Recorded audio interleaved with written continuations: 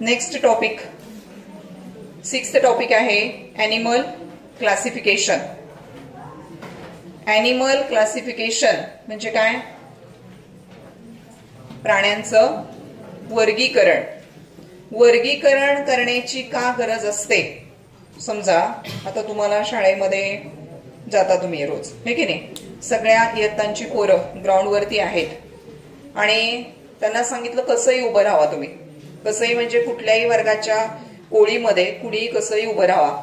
मग त्याच्यामध्ये 5वीचं पण पोरग येईल, 10वीचं पण येईल, 8वीचं पण येईल, 7वीचं पण येईल, सगळे मिक्स.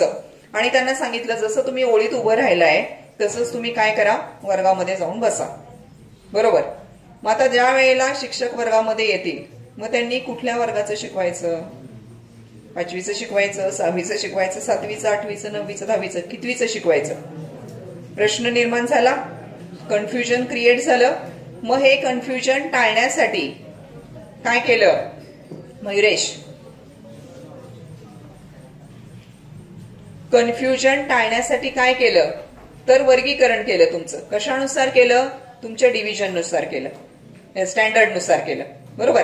म्हणजे मग 5वीचा वर्ग वेगळा, 6वीचा वेगळा, 7वीचा वेगळा, 8वीचा वेगळा. ह्याला काय म्हणायचं? क्लासिफिकेशन. ह्याला काय म्हणायचं? क्लासिफिकेशन. तसं आता या पृथ्वीवरती एवढ्या साऱ्या प्रजाती आहेत, तर या सगळ्या प्रजातींचं आपल्याला समजा एखाद्या माणसाला अभ्यास करायचा आहे तर त्याला तो अभ्यास करता येणं सोपं व्हावं म्हणून काही विशिष्ट पद्धतीनं जेवढे पृथ्वीवरती ऑर्गॅनिझम्स अस्तित्वामध्ये आहेत त्यांचं काय केलेलं आहे? क्लासिफिकेशन केलेलं आहे. पवार. तर ह्या ठिकाणी हे जे क्लासिफिकेशन आहे हे काही मुद्द्यांना धरून केलेलं असतं. तुम्ही 8वीला 9वीला हे शिकलेला आहात की क्लासिफिकेशन करत असताना कुठले मुद्दे विचारामध्ये घेतले जातात, हे की नाही.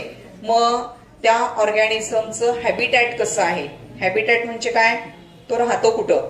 पाण्यामध्ये राहणारे वेगळे असतात, जमिनीवरती राहणारे वेगळे असतात, हवेमध्ये उडणारे प्राणी वेगळे असतात, पक्षी. बरोबर की नाही? म्हणजे काय? त्याचं राहण्याचं ठिकाण. त्याच्यानंतर काय? तो काय खातो, कुठल्या टाईपचं त्याचं फूड हॅबिटॅट आहे, दॅट इज द न्यूट्रिशन. त्याला काय म्हणायचं? न्यूट्रिशन म्हणायचं. असे बरेचसे मुद्दे आहेत की त्या ज्या मुद्द्यांना धरून काय केलेलं आहे? क्लासिफिकेशन केलेलं आहे. आता इथं तुमच्या पुस्तकामध्ये एक सुरुवातीला चार्ट दिलेला आहे, ठीक आहे. तर बघूया काय आहे.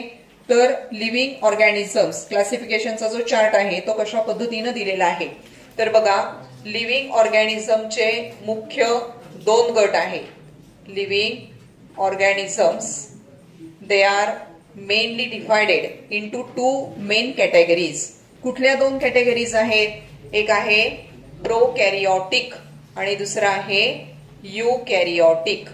बघा इकडं, प्रोकॅरियोटिक आणि युकॅरियोटिक. आता तुम्ही ह्या अगोदर प्रोकॅरियोटिक सेल कशाला म्हणायचं आणि युकॅरियोटिक सेल कशाला म्हणायचं हे शिकलेला आहात.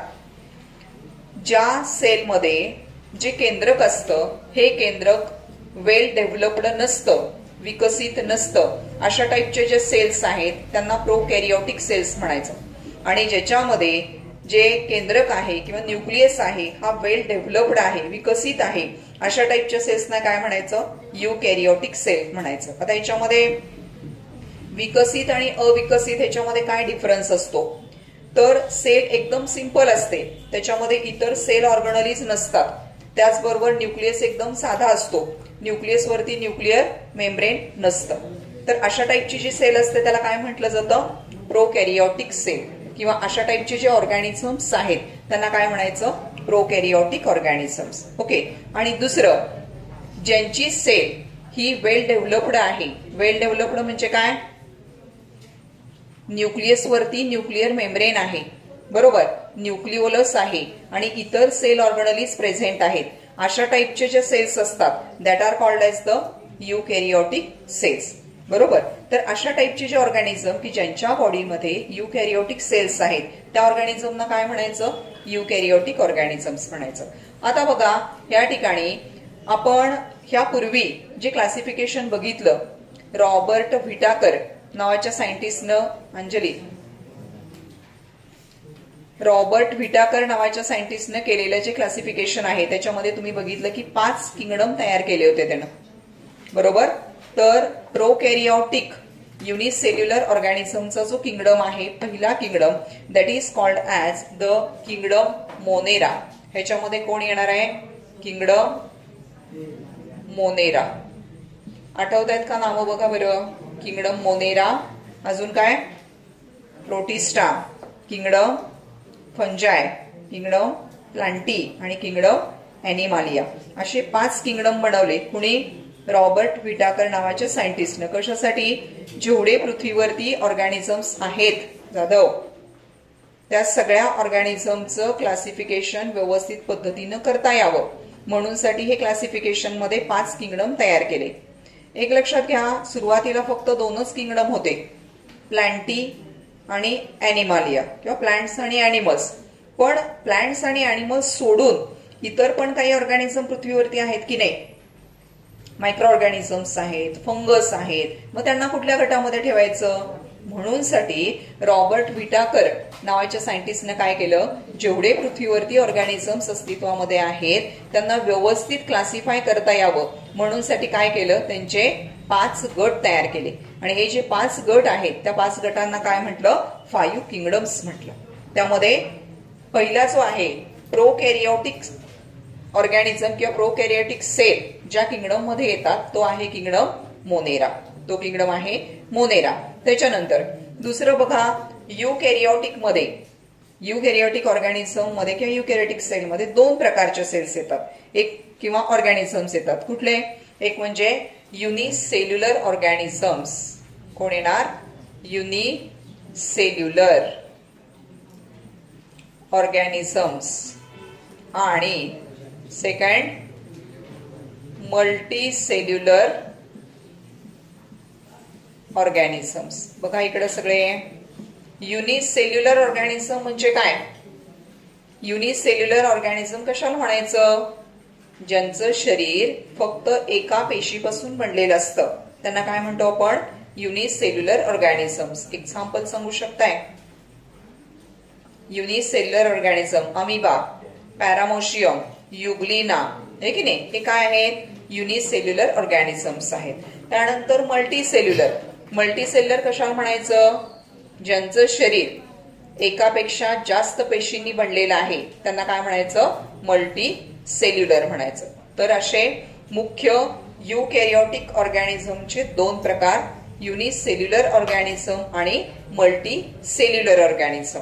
आता बघा या ठिकाणी युनिसेल्युलर ऑर्गॅनिझमचा जो किंगडम आहे, युनिसेल्युलर ऑर्गॅनिझमचा जो किंगडम आहे, युनिसेल्युलर युकॅरियोटिक ऑर्गॅनिझम्स येतात त्याच्यामध्ये. किंगडम दुसरा जो आहे दॅट इज द प्रोटिस्टा. काय म्हणायचं त्या किंगडमला? Protista. Protista unicellular eukaryotic organisms, they are included in kingdom Protista. Okay. आता बघा हे जे मल्टीसेल्युलर ऑर्गॅनिझम्स आहेत, या मल्टीसेल्युलर ऑर्गॅनिझम्स मध्ये परत 2 गट केलेले आहेत. कशावरून 2 गट केलेले आहेत? की कोणामध्ये सेल वॉल आहे, कोणामध्ये सेल वॉल नाहीये, है की नाही? म्हणजे विथ सेल वॉल्स आणि without cell walls. With cell wall आणि विदाउट सेल वॉल. बघा इकडं आता जे युकॅरियोटिक ऑर्गॅनिझम की ज्यांच्यामध्ये सेल वॉल आहे आणि ज्यांच्यामध्ये सेल वॉल नाही, तर सेल वॉल असणारे जे आहेत मल्टीसेल्युलर ऑर्गॅनिझमचे 2 गट आहेत, विथ सेल वॉल आणि without cell wall. With cell wall मध्ये 2 प्रकार ऑर्गॅनिझमचे, एक आहे ऑटोट्रॉप्स आणि दुसरा आहे हेट्रोट्रॉप्स. ऑटोट्रॉप्स म्हणजे स्वयंपोषी, स्वतःचं अन्न स्वतः तयार करणारे. मग स्वतःचं अन्न स्वतः तयार करण्याचं काम कोण करतं? Green plants. ग्रीन प्लांट्स की ज्याच्यामध्ये काय आहे? क्लोरोफिल आहे. तेच फक्त काय करू शकतात? फोटोसिंथेसिस प्रोसेसनं स्वतःचं अन्न स्वतः तयार करू शकतात. पण जे ऑर्गॅनिझम दुसऱ्यावरती अन्नासाठी अवलंबून आहेत, ज्यांच्या शरीरामध्ये अन्न तयार होत नाही, त्यांना काय म्हणायचं? Heterotrophs. They are called as the heterotrophs. म्हणजे विथ सेल वॉल मध्ये दोन प्रकार येतात, एक म्हणजे ऑटोट्रॉप्स आणि दुसरा आहे हेट्रोट्रॉप्स. आता ऑटोट्रॉपिक ऑर्गॅनिझमचा जो किंगडम आहे that is the kingdom Plantae. काय येईल? Kingdom Plantae. आणि हेट्रोट्रॉपचा जो किंगडम आहे that is kingdom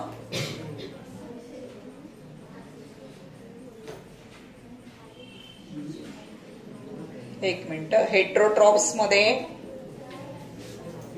kingdom fungi. Animalia without cell wall मध्ये kingdom fungi. Okay.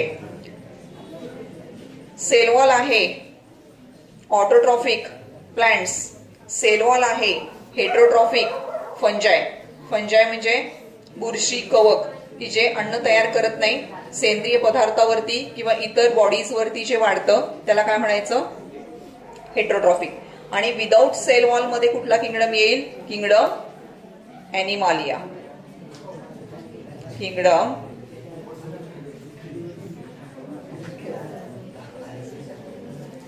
Animalia. Okay, so here is the classification of living organisms. हे classification living organisms आपल्याला दिलेलं आहे. तर बघा इकडं परत एकदा थोडंसं ओव्हरलुक करूया. लिव्हिंग ऑर्गॅनिझमचे मुख्य दोन गट आहेत, प्रोकॅरियोटिक आणि युकॅरियोटिक. प्रोकॅरियोटिक मध्ये किंगडम मोनेरा, युनिसेल्युलर प्रोकॅरियोटिक ऑर्गॅनिझम्स याच्यामध्ये येतात. त्यानंतर या ठिकाणी युकॅरियोटिक ऑर्गॅनिझम मध्ये दोन प्रकार, युनिसेल्युलर ऑर्गॅनिझम आणि मल्टीसेल्युलर ऑर्गॅनिझम.